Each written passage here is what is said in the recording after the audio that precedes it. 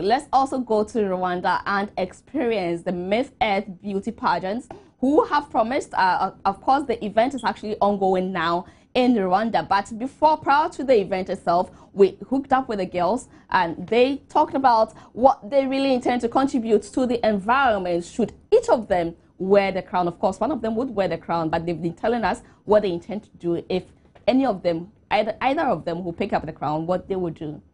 We are advocating for environment, but we are also advocating to have the people believe in beauty pageants as well. Hi, ladies.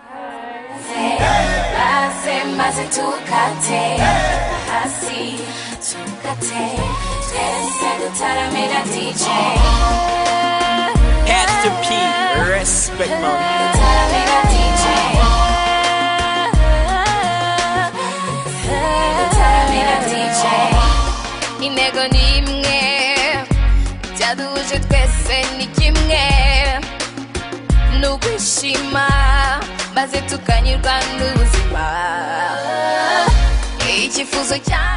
What's the cause of your beauty? The cause of my beauty here is mostly to participate in climate change and be able to make people aware of what's going on and do something about it. I believe it's more like using our beauty for something else, not just ourselves, and speaking out and not just feeling beautiful, and that's not enough. We can do that to reach even more. Air pollution is one of the things causing the climate change. So like industries in Rwanda, we have industries, we have many cars. It's a country which is still developing. So I will help those people to see how we can develop, but then not causing a problem.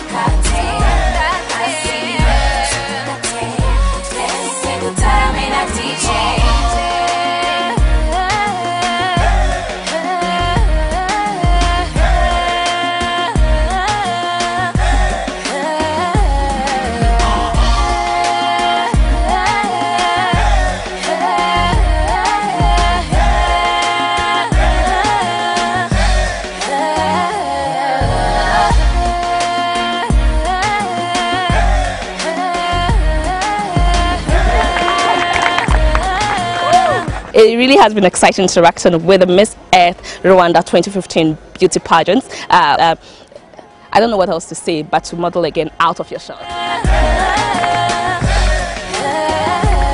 Let's say thank you to Optimal Hair Relaxer and Airtel. Optimal Hair Relaxer says your hair really deserves what is best. Your hair needs to be treated like pumped actually.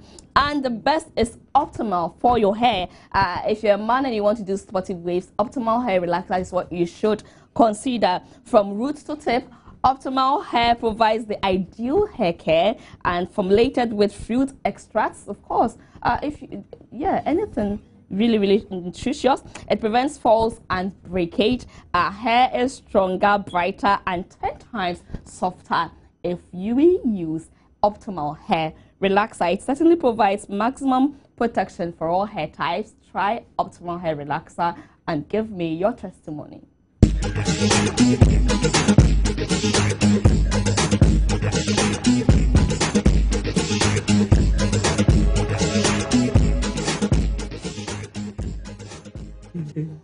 I still would want us to go to Rwanda and experience a bit of their culture. When we come back, I have my critics on standby.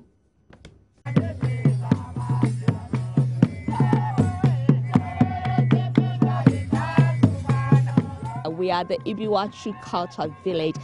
This village historically reenacts what happened. It's a historical village, what I mean to say, reenacting the history of the people of Rwanda. So we'll go in and get more insight about what exactly happens here. But it is the cultural center where history is lived right here.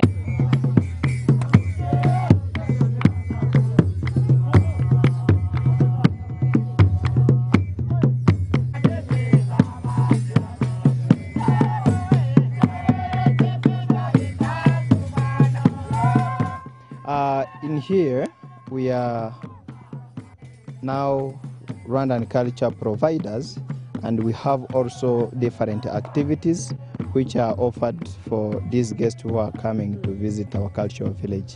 Normally, we have first of all the King's Palace as the really house. We take in people and do explain them how Rwandan country were headed by how the Rwandese were headed by His Excellency, the King of the country. We have also medicine man as someone who explained the tourists, the guests who are coming here, about how many years ago Rwandan people were treated themselves by using herbal medicines. They welcome you in the team. You can dance, you can join wherever, whenever, whoever, they all can help you. Okay, all right. So we can go trying out a few steps now, and afterwards I'm sure I'll be doing some bow and arrow. I'll shoot you.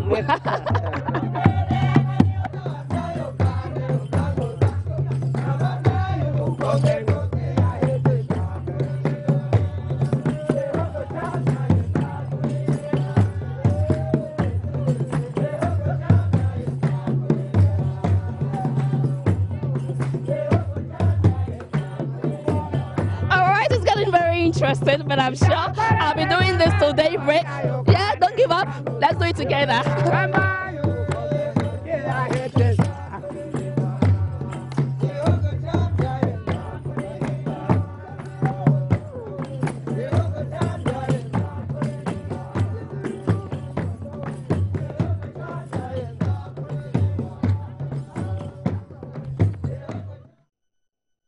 All right, so that was a few of the things that happened in Rwanda, and have been joined by Francis Doku, who is also leaving for USA very, very soon to go and experience culture. That is, I'll give him free tickets by Rwanda Air. Is Rwanda Air? Are you going on Rwanda Air? You've got to. We'll talk about that one. You don't want me to say what I want to say? No, dude. Okay, all right. Hi, Grace. I missed you guys. Well, are you an ambassador for them now? For Rwanda Air? Yeah. At least I At enjoyed least she free went to tickets. experience. So I'm an ambassador for other things. So I can also. No way, but Yeah. Rwanda is a beautiful country, and I hear so. you've I hear got to so. experience I hear them. Rwanda is developed, over a very short period of time. You we buy all know kebab, what happened. You get electronic receipts. Yeah, you can buying drop. kebab. If you can't even drop a gum or anything It's on a the very streets of clean city. country. Yeah. Here it's an example of African success. It and is. what leadership can do for a country. When you ask them anything, how did you get this one? Leadership. It's That's a leadership. response. Oh, really? Leadership is everything. Yeah. Leadership is everything. And if the people are willing also to follow the leaders. I But think a the leader people must are have a willing when there's a vision. leader. Yeah, A leader who and is so- you can look up to and not. No, it's a two-way affair. It's a two-way affair, but it must start from somewhere. The leaders ought to. If parents are not disciplined, it's hard to bring up disciplined children. It starts from somewhere. Anyway, let's go to our business. Of course, which Rwandan tourism forms part of.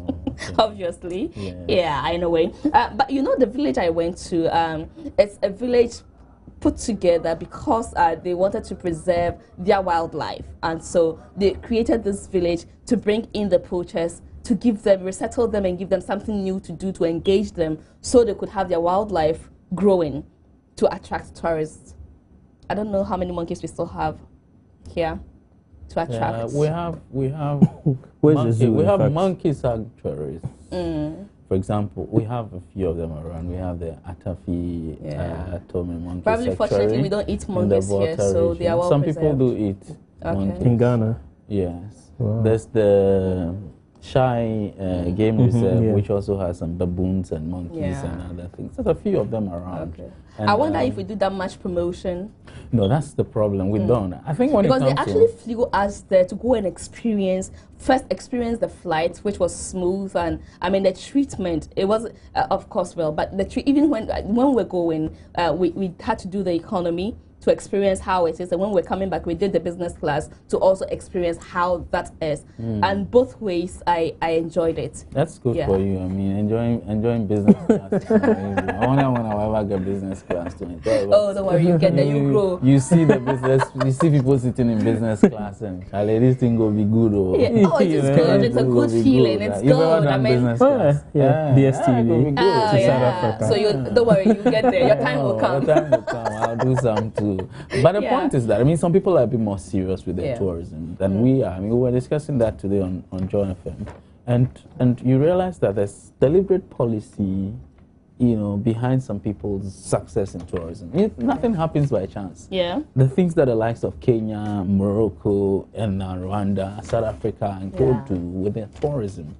And I keep saying that if you go to some countries, we have better heritage, better history, better destinations. Yeah. I mean, if South Africa had all these 20-something forts and castles that we have across our coast, I tell you, it will be a big deal for them. So the fact is that you have to package your thing well and market it well. We have not. If tourism is a country, I'd say that Ghana haven't arrived as a citizen yet in any country that's tourism. We're on the periphery because although we have very good things that we could market, we haven't properly packaged it and sell it to people, because tourism gives you money. People come into your country and they spend money. For Rwanda, that's their main one big source of income. Absolutely. And it's amazing they don't even have an active nightlife, but it is still a very big deal there. Entertainment is still a very big deal there, and their entertainment is more of the culture and tourism. We have a very vibrant nightlife that brings in a lot of people, because when people are spending in the night, it's as if they don't see. So we should even have more ahead of them, but we don't. Like Francis was saying, I think it's a calculated attempt at making sure it becomes a source of revenue generation for the country. I don't think it's by lack that Kenya and the rest, are where they are. It's been policies put in place over the period to make sure this sites and the country entirely is marketed properly. I don't think it's something we are doing, so maybe it's high time we as a country and as a people find alternative ways of making sure it becomes a source of revenue generation for us. Maybe you can start a lead once Yes. I really was impressed, and I would try in my own small way to launch a crusade. But the question is, what's the ministry doing? What's the ministry doing? What's the Ghana Tourism Authority doing? What's the Ghana Tourist Development Company? There are bureaucracies. And you can actually register your business, your company in 2 hours. Oh, in 2 hours. See, most countries are working towards, taking away barriers for company registration. A country like DR Congo, it's not a democracy as we see it here. It's a totalitarian country where the president is everything. Everybody has to. But when it comes to processes, you can enter DR Congo today if you have all your documents, but tomorrow you have your certificate to start a business. Similar to a country like Cape Verde as well. Cape Verde, you can have your registered document in 1 day. And you're also comparing within 2 hours. So you see, countries are taking away barriers. So because they see business and everything as and they are taking away bribery. I mean basic bribery. I'm sorry, that's not Ghana, because we've created a system whereby you need to go through the back door, because it's going to take over a month. Back door, you don't get the 2 hours service. Oh no, it's a month, and that one you need to pay like 100 times the amount and all that. So I want to believe our leaders are listening. So we hope so. And sometimes they listen actually, but as to whether they do know, they do know. Because in Rwanda, I asked, so do we have politicians, our leaders coming here? And the Ghanaian community, some of them were like, oh, even just a month ago in Dumos here, they come. No, okay. Maybe, well, anyway. Okay, so let's go on to our next topic for the day. You know, Beast of No Nation. You've seen Beast of No Nation, the trailer?